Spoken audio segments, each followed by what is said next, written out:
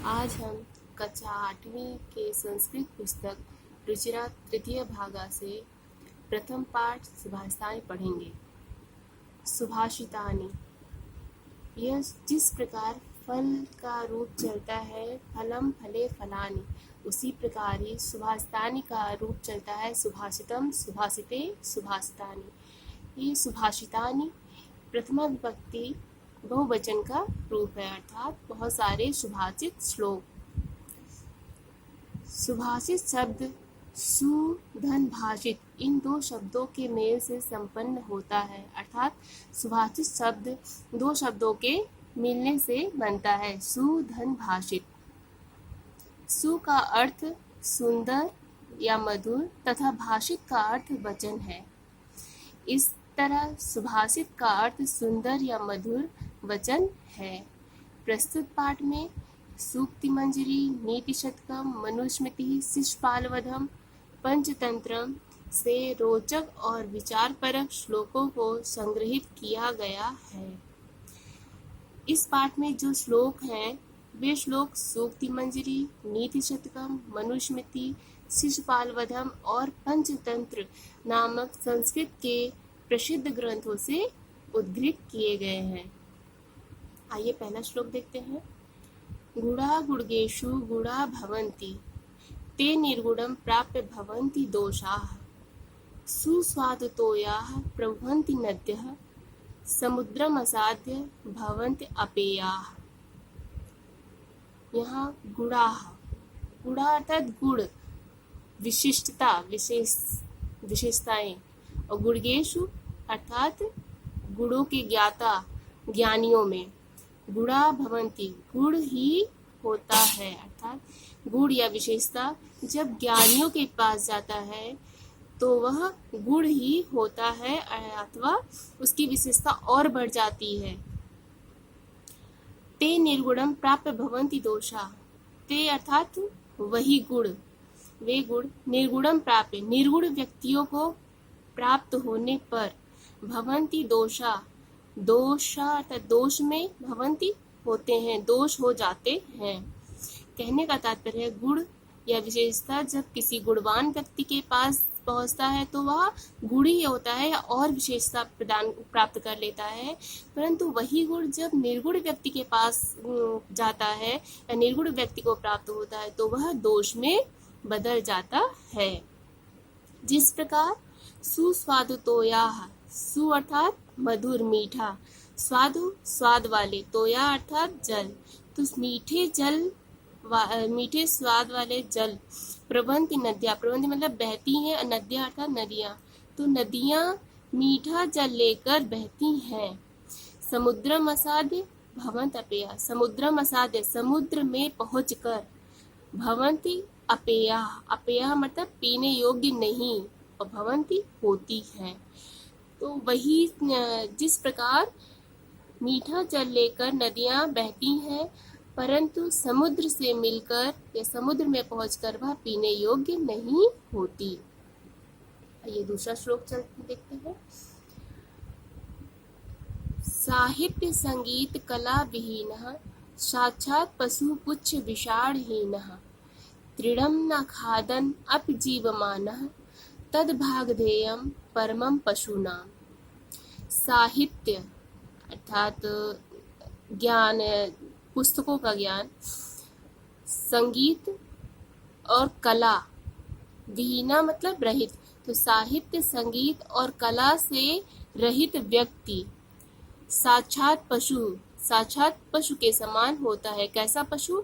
पुच्छ विषाणहीना, पुच्छ अर्थात पूंछ और विषाण अर्थात सींग, हीना मतलब रहित, तो पूंछ और सींग से रहित साक्षात पशु के समान होता है। साहित्य संगीत और कला से रहित व्यक्ति साक्षात पूंछ और सींग से रहित पशु के समान होता है। जो तृणम न खादन अपि जीवमाना, तृणम अर्थात घास, न अर्थात नहीं, खादन अपि खाते हुए भी, जीवमाना जीवित रहता है, जो घास न खाते हुए भी जीवित रहता है। तद्भागधेयं परमं पशूनां, तद भागधेयम, तद अर्थात यह उस पशुनाम उन पशुओं का, परमम अर्थात श्रेष्ठ, भागधेयम सौभाग्य है, यह उन पशुओं का सौभाग्य है, बहुत बड़ा सौभाग्य है जो घास ना खाते हुए भी जीवित रहते हैं। आइए तीसरा श्लोक देखते हैं।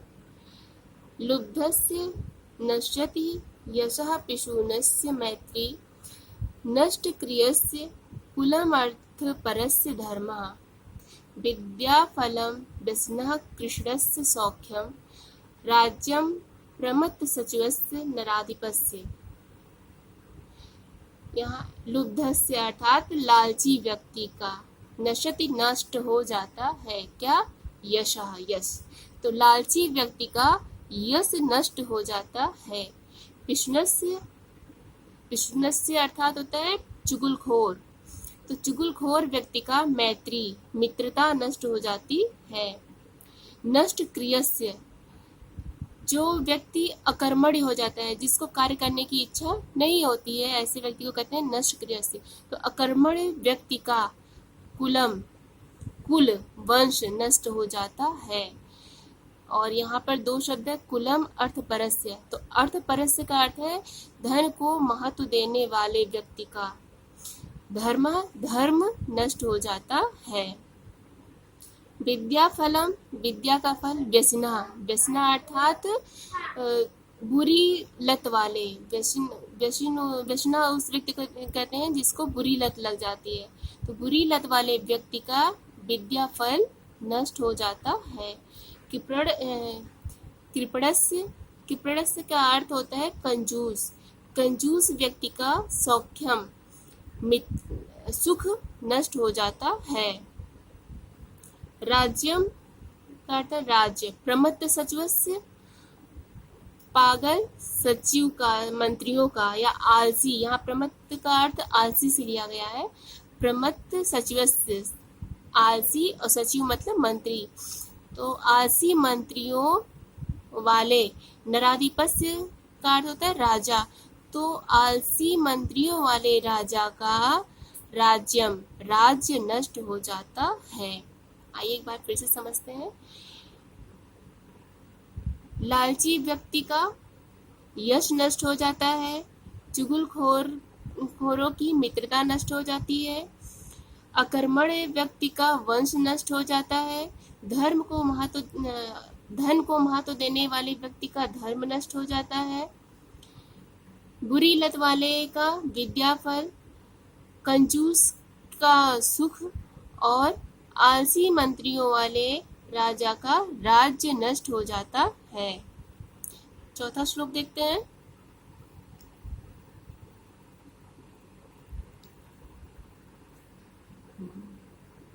पीत्वा रसम तु कटुकम मधुरम समानम, माधुर्यमेव जन्मे मधुमक्षिका असौ, संतः तथैव समसज्जन दुर्जनानां, श्रुत्वा वचः मधुर सूक्तरसम सृजन्ति। पीत्वा रसम, पीत्वा अर्थात पीकर, रसम रस को, तो कटुकम कड़वे, और मधुरम अर्थात मधुर मीठा, समानम समान रूप से, कड़वे और मीठे रसम रस को, समानम पीत्वा समान रूप से पीकर, माधुर्यम एव, माधुर्यम मीठा ही, एव अर्थात ही, मीठा ही, रस जनेन्य, जनेन मतलब उत्पन्न करती है, कौन, मधुमक्षिका असो, यह मधुमक्खी, असो अर्थात यह, तो यह असो मधुमक्षिका, यह मधुमक्खी, कटुकम मधुरम रसम कड़वे और मीठे रस को, समानम पीत्वा समान रूप से पीकर, माधुर्यम एव जन्मेन मीठे रस को ही उत्पन्न करती है। संतः तथैव, जिस प्रकार, संतः संत लोग, तथैव अर्थात जिस प्रकार, तो जिस प्रकार संत लोग, सम सज्जन दुर्जना नाम, सज्जन अर्थात सज्जन व्यक्ति का, दुर्जना नाम दुर्जन व्यक्तियों का, दुष्ट व्यक्तियों का। समान रूप से, जिस प्रकार सज्जन लोग सज्जन और दुर्जन व्यक्तियों का समान रूप से श्रुत्वा वचा, वचा अर्थात वचनों को श्रुत्वा सुनकर, दोनों के वचनों को समान रूप से सुनकर मधुर सूक्त रसम सृजंती, मधुर अर्थात मीठा, सूक्त रसम सूक्तियों को, मीठे वचनों को, सृजंती बोलते हैं या व्यवहार में लाते हैं, हमको बताते हैं। जिस यहाँ फिर से लिखिए, जिस प्रकार संत लोग सज्जन और दुर्जन व्यक्तियों का समान रूप से वचनों को सुनकर मीठा या मधुर वचन ही बोलते हैं।